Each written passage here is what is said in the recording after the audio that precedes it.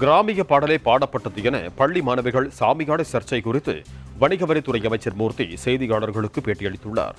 மதுரை ஒத்தக்கடையில் நடைபெறவுள்ள அரசு நலத்தின் உதவிகள் வழங்கும் நிகழ்ச்சியில் விளையாட்டுத்துறை அமைச்சர் உதயநிதி கலந்து கொள்வதால் அதற்கான முன்னேற்பாட்டு பணிகளை வணிக வரித்துறை அமைச்சர் மூர்த்தி, மாவட்ட ஆட்சியர் சங்கீதா உள்ளிட்டோர் பார்வையிட்டனர்.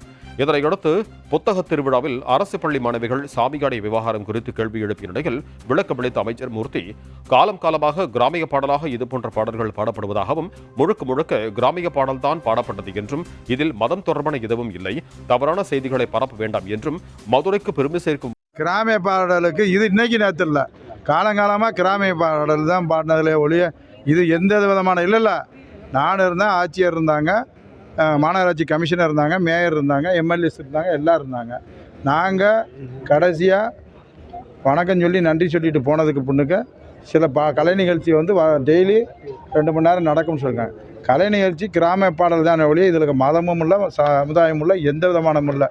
அதனால் நம்ம வந்து மதுரை பெருமையை சொல்லணுமே ஒழிய யாரோ ஒருத்தர் சொல்கிறன்றக்காக ஏதாவது தவறான செய்தியில் சொன்னால் நம்ம எல்லாருக்கும் தான் இது. நிச்சயமாக மதுரை வந்து அதுக்கு அப்பாற்பட்ட ஊருன்றது உங்களுக்கு தெரியும். மாமதுரைன்றது எல்லா சமுதாயமும் எல்லாரும் இருக்கக்கூடியது.